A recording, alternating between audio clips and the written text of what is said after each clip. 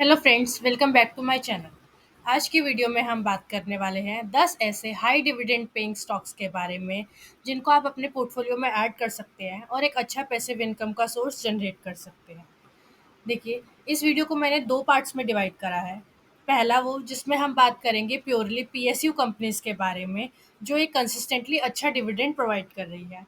और दूसरी वीडियो में हम बात करेंगे अदर देन पीएसयू स्टॉक्स के बारे में। देखिए, डायरेक्ट स्टॉक प्राइस की लिस्ट पर जंप करने से पहले आपको डिविडेंड शेयर से रिलेटेड कुछ बातों के बारे में पता होना चाहिए, जो आपको इंडिपेंडेंटली हेल्प करेंगी ये डिसाइड करने में कि आपको किस डिविडेंड कंपनी में इन्वेस्ट करना चाहिए और किस में नहीं। तो चलिए इन पॉइंट्स की बात करते हैं। सबसे पहले पॉइंट की बात करते हैं, जिसके लिए मैं कंपनीज़ को और इन्वेस्टर को 2 कैटेगरीज़ में डिस्ट्रीब्यूट करती हूँ। बात करते हैं सबसे पहले कंपनीज़ की। देखिए, मार्केट में 2 टाइप की कंपनीज़ हैं। पहली वो जो हाई डिविडेंड पे करती है, बट उनके स्टॉक प्राइस में आपको ज़्यादा ग्रोथ देखने को नहीं मिलेगी, यानी उनका शेयर प्राइस ज़्यादा एप्रिशिएट नहीं होता है। और दूसरी कैटेगरी वो जो डिविडेंड यील्ड जो प्रोवाइड करती है, वो एवरेज करती है, बट उनके स्टॉक प्राइस में भी आपको ग्रोथ देखने को मिलेगी। फर्स्ट कंपनी के लिए एक एग्जांपल कंसीडर करते हैं। देखिए, कोई कंपनी है जो 5% का डिविडेंड प्रोवाइड करती है, ठीक है? और बट आपको अगर उसका स्टॉक प्राइस देखेंगे तो आज से 2 साल पहले कंपनी का स्टॉक प्राइस था ₹100 और आज स्टॉक प्राइस है 102, ₹103। यानी कि आपको डिविडेंड तो 5% मिल रहा है, बट जो स्टॉक का प्राइस है वो आपका वहीं का वहीं स्टक है, उसमें कोई ग्रोथ देखने को नहीं मिल रही है। वहीं दूसरी कैटेगरी की मैं बात करती हूँ, तो वहाँ पर कंपनी पे कर रही है 2 से 3% का डिविडेंड, बट साथ ही आपको स्टॉक प्राइस बढ़ा हुआ दिखेगा। जैसे उसका प्राइस 2 साल पहले चल रहा था ₹100 और आज चल रहा है उसका प्राइस ₹150। तो यहाँ आपको डबल बेनिफिट हुआ कैसे? कि स्टॉक का आपके पास जो है डिविडेंड भी अच्छा मिल रहा है 2 से 3% का, और साथ ही साथ सबसे बड़ी चीज़ कि स्टॉक के जो है ग्रोथ भी आपको देखने को मिल रही है, जिससे आपका कैपिटल एप्रिशिएट हो रहा है। तो ये हो गई हमारी 2 कैटेगरीज़ कंपनी की। अब बात कर लेते हैं इन्वेस्टर के माइंडसेट की।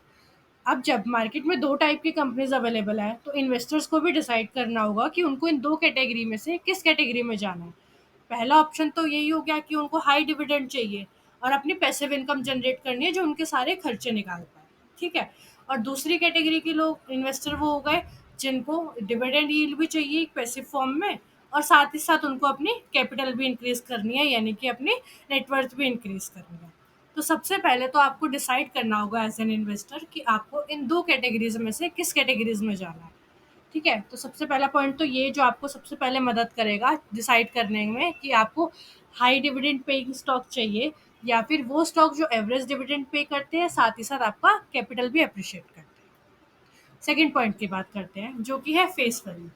देखिए, ये बात ध्यान रखिए कि कंपनी जब भी डिविडेंड डिक्लेयर करती है, तो वो अपनी फेस वैल्यू पर डिक्लेयर करती है। फेस वैल्यू क्या होता है? ये वो वैल्यू होती है जब कंपनी इनकॉर्पोरेट हुई थी, तो उस टाइम पर ये वैल्यू शेयर की डिसाइड की जाती है, जब शेयर कैपिटल इंट्रोड्यूस होती है। ठीक है? तो ये फेस वैल्यू आप किसी भी कंपनी की जो है उनकी किसी भी स्क्रीनर पर देख सकते हैं, लाइक मनी कंट्रोल पे आप चेक कर सकते हैं कि किसी भी कंपनी का फेस वैल्यू क्या है। ठीक है? तो उस पे हमेशा कंपनी डिविडेंड डिक्लेयर करती है, ना कि करंट मार्केट प्राइस पर। तीसरा पॉइंट की बात करते हैं, जो कि है डिविडेंड यील्ड। डिविडेंड यील्ड क्या होता है कि परसेंटेज की बात करता है बेसिकली, यानी कि जो डिविडेंड कंपनी ने अभी डिक्लेयर करा है वो करंट मार्केट प्राइस का कितना परसेंटेज है। सिंपल सी चीज़ है, देखिए, डिविडेंड यील्ड का फॉर्मूला हो गया dividend per share divide by market price पर शेयर। इसको एक एग्जांपल से समझते हैं तो आपके लिए इजी रहेगा। देखिए, अभी कल ही क्वार्टर 4 के रिजल्ट टाटा मोटर्स ने अनाउंस करे हैं, जहां पर कंपनी ने 300% का डिविडेंड डिक्लेयर करा है। अभी 300% आपका मार्केट प्राइस नहीं होगा, ये क्या होगा? Face value. और यहाँ पर कंपनी की फेस वैल्यू है ₹2, और डिविडेंड यील्ड कितना हो गया? 300%। तो कंपनी ने डिविडेंड कितना डिक्लेयर करा? ₹2 का 300%, यानी कि ₹6 का डिविडेंड डिक्लेयर करा। ये होता है डिविडेंड यील्ड। ठीक है?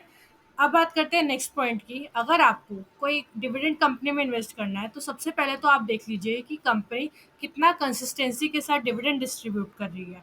ये आप देख सकते हैं बहुत आराम से पिछले 5 सालों का एवरेज डिविडेंड यील्ड से। तो आपको उससे आइडिया लग जाएगा कि जो भी करंटली कंपनी का मार्केट प्राइस चलता है, जैसे कि मैंने आपको बताया डिविडेंड यील्ड मार्केट प्राइस पर कंप्यूट होती है, राइट?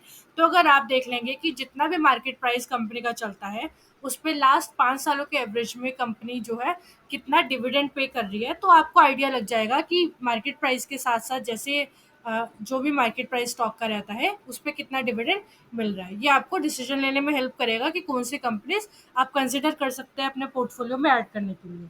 साथ ही साथ अगर आप उन कैटेगरी के हैं जिनको साथ में स्टॉक का एप्रिसिएशन भी चाहिए, तो आपको साथ में कंसिडर करना चाहिए रिटर्न ऑन इक्विटी को।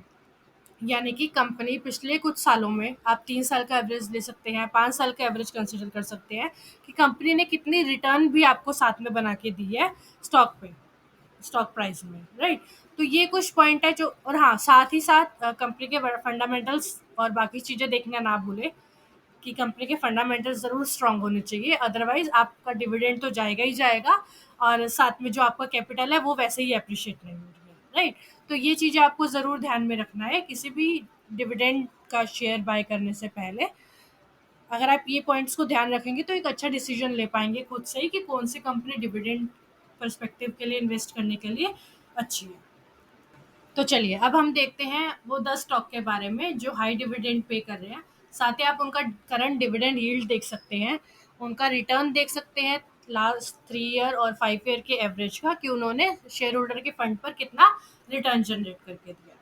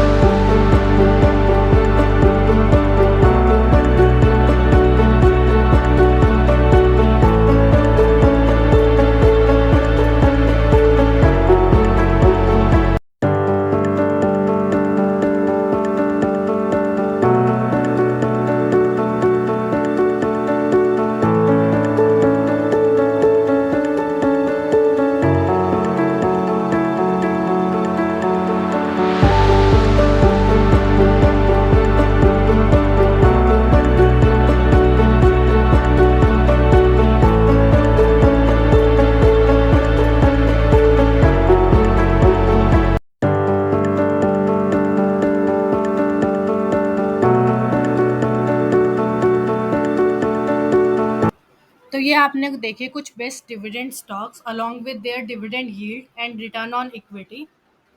देखिए, ये किसी भी प्रकार की सेल या बाय रिकमेंडेशन नहीं है। मेरा पर्पस था आपको समझाना कि आप कैसे एक अच्छे डिविडेंड स्टॉक्स को सिलेक्ट कर सकते हैं, और कुछ ऐसे सिलेक्टिव स्टॉक्स आपको दिखाना ताकि आपको खुद से एनालाइज करने में हेल्प मिले।